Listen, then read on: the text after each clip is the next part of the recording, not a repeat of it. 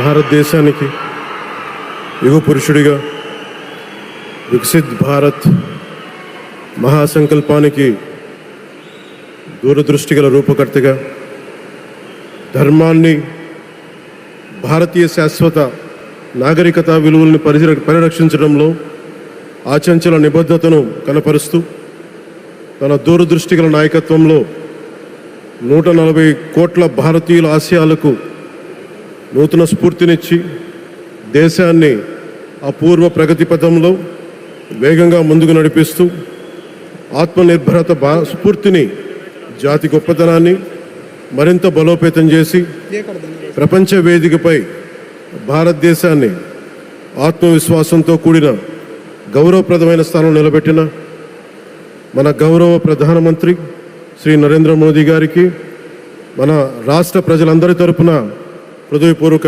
అభినందనలు తెలియజేస్తున్నాను. వేదికపైన ఆసీనులైన honourable governor of Andhra Pradesh Shri Abdul Nazeer గారికి, విజనరీ లీడర్ శ్రీ గౌరవ ముఖ్యమంత్రి శ్రీ నారా చంద్రబాబు నాయుడు గారికి, honourable union minister civil aviation Kinjarapu Rammohan Naidu గారికి, honourable governor of Goa Shri Pusapati Ashok Gajapathi Raju గారికి, గౌరవ కేంద్ర మంత్రి వర్యులందరికీ,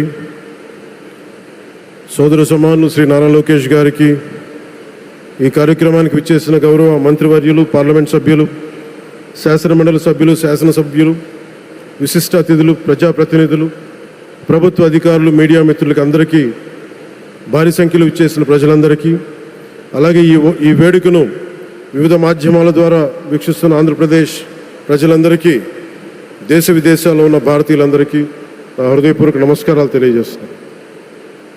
ఈ నేల బానిసగా ఉండదు, ఈ జాతి ఎవరికి తల వంచదని సవాల్ విసిరిన అసామాన్య విప్లవ వీరుడు అల్లూరి సీతారామరాజు గారు, ఆయన పేరు మన ఎయిర్పోర్ట్కి పెట్టడం చాలా చాలా స్ఫూర్తిదాయకం.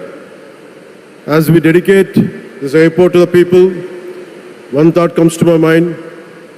అల్లూరి స్ఫూర్తి రెక్కలపై ప్రపంచాన్ని చేరే Andhra Pradesh. Rooted in Alluri's ideals and driven by the aspirations of our people, Andhra Pradesh is ready to soar to greater heights. ఈరోజు మన గౌరవ ప్రధానమంత్రి నరేంద్ర మోదీ గారి చేతుల మీదుగా అల్లూరి సీతారామరాజు అంతర్జాతీయ విమానాశ్రయానికి, జాతికి దీనిని అంకితం చేయటం ఆంధ్రప్రదేశ్ అభివృద్ధి ప్రస్థానంలో ఒక నూతన అధ్యాయానికి నాంది పలుకుతుంది. మోదీ గారి నాయకత్వంలో ఈరోజు 17,435 కోట్ల విలువైన అభివృద్ధి కార్యక్రమాలు ప్రజలకి అంకితం కావడం, అలాగే national highway projects, energy infrastructure ప్రాజెక్టులో ప్రారంభోత్సవాలు, శంకుస్థాపనలు జరగడం మన రాష్ట్ర అభివృద్ధిలో చాలా కీలకమైన ఘట్టం. ఈ ప్రాజెక్ట్స్ కనెక్టివిటీని బలోపేతం చేయడం కాదు, ఎనర్జీ సెక్యూరిటీని పెంచి ఇండస్ట్రియల్ గ్రోత్స్కి మరింత వేగాన్ని అందించి యువతకి ఉపాధి అవకాశాలు మెరుగుపరిచి ఆంధ్రప్రదేశ్ని మరింత వేగంగా అభివృద్ధి పదంలో ముందుకు నడిపిస్తాయి. ఒక దేశం కేవలం ప్రకటనలతో అభివృద్ధి చెందదు, ప్రజల కళల సాకారం అయ్యే మౌలిక సదుపాయాలతో అభివృద్ధి చెందుతుంది. So honourable Modi ji, your vision of Viksit Bharat and Atmanirbhar Bharat is transforming the nation across every sector, from highways to railways, from ports to airports, from digital infrastructure to defense, manufacturing and renewable energy. చరిత్ర కేవలం మన నిర్మించిన కట్టడాలను మాత్రమే గుర్తుంచుకోదు, వాటి ద్వారా నిర్మితమైన భవిష్యత్తుని గుర్తుంచుకుంటుంది. ఈ విషయం మీ నాయకత్వంలో ఆంధ్రప్రదేశ్కి లభిస్తున్న అభివృద్ధిలో చాలా చాలా స్పష్టంగా కనిపిస్తాం. ఇదివరకే విశాఖపట్నంలో 2 లక్షల కోట్ల పైగా పెట్టుబడులు, అందులో ఎన్టీపీసీ గ్రీన్ హైడ్రోజన్ హబ్, జాతీయ రహదారులు, రైల్వే ప్రాజెక్టులు, అలాగే అమరావతి కోసం 50,000 కోట్ల పెట్టుబడులు, రాయలసీమ అభివృద్ధికి 13,400 కోట్ల ప్రాజెక్టులు మన రాష్ట్ర అభివృద్ధికి బలమైన పునాది వేస్తున్నాయి. South Coast railway zone at Visakhapatnam ఏర్పాటు ద్వారా ఆంధ్రప్రదేశ్ ప్రజల చిరకాల ఆకాంక్షను సాకారం చేస్తుంది. ఈ కార్యక్రమాలు మరిన్ని పెట్టుబడులు ఆకర్షించడంతో పాటు ప్రత్యక్షంగా పరోక్షంగా 20 లక్షల పైగా ఉపాధి అవకాశాలను సృష్టించి స్టేట్ ఇన్ఫ్రాస్ట్రక్చర్ని మరింత బలోపేతం చేస్తూ ఆర్థికాభివృద్ధికి మరింత బలాన్ని అందిస్తున్నాయి. అలాగే గౌరవ చంద్రబాబు నాయుడు గారి నాయకత్వంలో, ఆయన మార్గదర్శకత్వంలో, వారి నాయకత్వంలో ఆంధ్రప్రదేశ్ దేశంలోని అగ్రగామి రాష్ట్రంగా అవతరిస్తూ ఉంది. ప్రత్యేకించి ఈ విమానాశ్రయానికి అల్లూరి సీతారామరాజు గారి పేరు పెట్టడం ఆ మహావీరుడికి నివాళి మాత్రమే కాదు, ఆయన ఆశయాలను, ఆయన స్ఫూర్తిని భావితరాలకు అందించే చాలా చాలా గొప్ప నిర్ణయం. జి మల్లికార్జునరావు గారు, జిఎంఆర్ అందరూ ప్రేమగా పిలుచుకున్న జిఎంఆర్ గారు, వారు దీన్ని కట్టడం, శ్రీకాకుళం జిల్లా నుంచి వచ్చి, రాజాం నుంచి వచ్చి శ్రీకాకుళం వెనుకబాటుతనానికి ఆయన కృషిని ట్రస్టుల ద్వారా అందిస్తూ ఆయన నేతృత్వంలో, ఆయన నాయకత్వంలో ఎయిర్పోర్ట్ నిర్మించడం మనందరికీ చాలా చాలా గర్వకారణం. ఈ సందర్భంగా మనందరం ఒక నిర్ణయం తీసుకోవాలి. పండ్లున్న చెట్టుకే రాళ్ళు వేస్తారంటారు. కష్టపడే కుటుంబ సభ్యుడు, తండ్రి కావచ్చు, పెద్ద కొడుకు కావచ్చు, అందరూ అతని మీద పడతారు. నువ్వు ఎక్కువ కష్టపడు, ఎక్కువ తిట్లు తింటావు. అలాంటిది మనం ఎలాంటి పరిస్థితుల నుంచి వచ్చాం?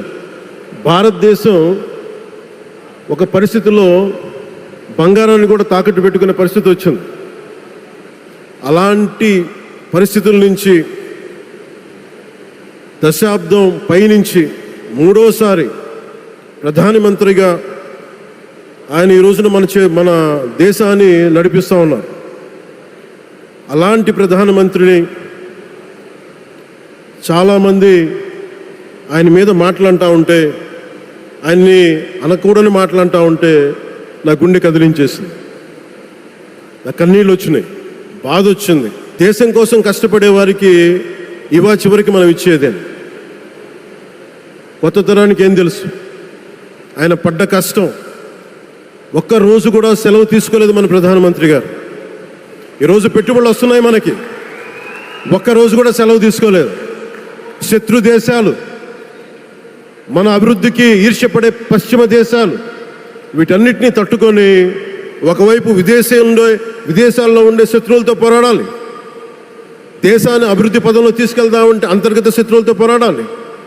అలాంటి వ్యక్తికి మనం ఇవ్వగలిగేది కేవలం మేమున్నాం మీ వెంట, మీ మీద మాట పడితే అది మా మీద పడ్డట్టే, అదే మనం వారికి ఇవ్వాల్సింది. నిజంగా ఆయన జంతర్ మంత్రులు అన్ని మాట్లాడుతూ ఉంటే నేను ఈ రోజున ప్రధానమంత్రి గారికి ఒకటే ఇస్తున్నాను, మిమ్మల్ని కొట్టే నాయకుడు లేడు ఈ భారతదేశంలో. రాబోడు. ఇక్కడ మీరు పడ్డ శ్రమ, మీరు పడ్డ కష్టం ఎవరు తీసుకోలేరు. ఎన్ని బాధలు పడ్డా, ఎన్ని దెబ్బలు తిన్నా ఈరోజు మనం గర్వంగా చెప్పుకుంటున్నాం. మన ఉత్తరాంధ్రకి ఎయిర్పోర్ట్లు వచ్చినాయి, ఇన్ని లక్షల పెట్టుబడులు వచ్చింది ఆంధ్రప్రదేశ్కి. కానీ ఇవన్నీ తట్టుకొని చెయ్యాలి అంటే 144 కోట్ల తాలూకు ప్రజల ఆకాంక్షల్ని ఎంతోమంది వెనక్కి లాగుతున్నా, ఒకళ్ళు ముందుకు తీసుకెళ్లాలంటే ఎంతమంది తిడుతున్నా, విమర్శిస్తున్నా తీసుకెళ్తున్నారంటే ఒకే ఒక నాయకుడు ప్రధానమంత్రి శ్రీ నరేంద్ర మోదీ గారు. నేను ఎందుకు తపన పడ్డాను, నేను అలయన్స్ కోసం ఎందుకు తపన పడ్డాను, మీ నాయకత్వం మాకు కావాలి ఎందుకు తపన పడ్డానంటే, ఈరోజు ఎయిర్పోర్ట్ ఆపేశారు. ఒక చిన్నపాటి ఎర్ర బస్సు కూడా రాని చోట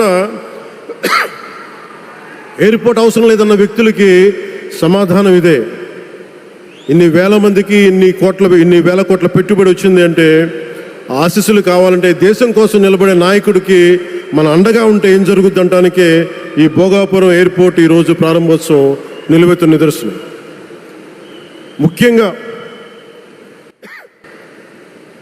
25 సంవత్సరాలు లోబడి ఉన్న పిల్లలు ఉన్న ప్రతి ఒక్కరికి కూడా నేను ఈ సందర్భంగా తెలియజేస్తున్నాను, పిల్లల్ని సరైన దారిలో పెట్టడం, సరైన సంస్కారాలు నేర్పించడం చాలా చాలా అవసరం. ఈరోజు పొద్దున్నే ప్రధానమంత్రి గారి స్టేట్మెంట్ చూశాను. ఆయన తిట్టిన, ఎన్ని దూషించారో వారిని కూడా పెద్ద మనసుతోటి క్షమించారు ఆయన. అలాంటి ప్రధానమంత్రి గారికి మీ పాదాలకు నేను నమస్కారం తెలియజేస్తున్నాను. నిజంగా మీ ఉన్నతి, మీ ఔన్నత్యం ఈరోజు చాలా చాలా స్ఫూర్తిదాయకం. భారతదేశం మీ అందరికీ కూడా ప్రజలందరికీ కూడా, ఆంధ్రప్రదేశ్ ప్రజలందరికీ కూడా, దేశ ప్రజలందరికీ కూడా ఒక నాయకుడి కష్టాన్ని మనం వెంటనే గుర్తించలేం. ఆయన ఎంత తపన పడుతున్నారు. ఒక కుటుంబాన్ని నడపడం ఎంత కష్టపడుతున్నాం. 140 కోట్ల మంది ప్రజలు నడపడం ఎంత ఆషామాషి వ్యవహారం కాదు. ముందుకు తీసుకెళ్లే నాయకుడికి తెలుస్తుంది. అలాంటి వ్యక్తికి మనం ఏమి ఇవ్వగలం. దేశాన్ని నడిపించడం అంటే రామకార్యం లాంటిది. హనుమంతుడు లంకకు లంఘించినప్పుడు అనేక అవంతరాలు వచ్చినాయి, అనేక అడ్డంకులు వచ్చినాయి. రామకార్యం చాలా గొప్పది. అలాగే ఈరోజు ప్రధానమంత్రి గారు దేశాన్ని ముందుకు నడిపించేది బృహత్ కార్యం, చాలా మహాకార్యం అది. అలాంటి వ్యక్తికి మనం ఇవ్వగలిగేది, హనుమంతుడికి మనం ఏమి ఇవ్వగలం? నువ్వెంత గొప్పగా లంఘించావు, ఎంత కష్టపడ్డావు. ఏ దేవతకైనా ఇవ్వాల్సిన స్తుతే. వాళ్ళు మన నుంచి ఏమి కోరుకోరు. ఒక తల్లిదండ్రులకి మనం ఏం కోరుకోరు. అమ్మ నువ్వు మా కోసం కష్టపడ్డావు, నాన్న నువ్వు మా కోసం కష్టపడ్డావు అని. అలాగే ఈ దేశ ప్రధానికి, సెలవు తీసుకోకుండా పనిచేస్తున్న ఈ దేశ ప్రధానికి మనం ఇవ్వగలిగేది, మీరు మా కోసం ఎంత కష్టపడ్డారు, మీరు మా కోసం నిరంతరం ఎంత శ్రమ తీసుకున్నారని చెప్పడమే మనందరి కర్తవ్యం. అలాంటి గౌరవ ప్రధానమంత్రి గారికి మనస్ఫూర్తిగా మీరు అనుకున్నంత కాలం అధికారం మీరు వద్దంటే వదలాలి, కానీ అధికారం మీ చేతుల్లోనే ఉంటుంది. దానికి మేమందరం నిరంతరం కృషి చేస్తామని తెలియజేసుకుంటూ, భారతమాత ముద్దుబిడ్డ మన ప్రధానమంత్రి నరేంద్ర మోదీ గారికి ధన్యవాదాలు తెలుపుకుంటూ, ఒక్కసారి ఆయనకి ఇవ్వగలిగేది భారత్ మాతకి జయజయలు చెప్పుకుంటూ సెలవు తీసుకున్నాను. భారత్ మాతాకి. గౌరవ ప్రధానమంత్రి గారికి మరోమారు ధన్యవాదాలు తెలుపుకుంటూ, మీ ఆశీస్సులు మా అందరికీ కావాలి, రాష్ట్రానికి కావాలని తెలియజేసుకుని సెలవు తీసుకున్నాను. జై భారత్ అండ్ జై హింద్.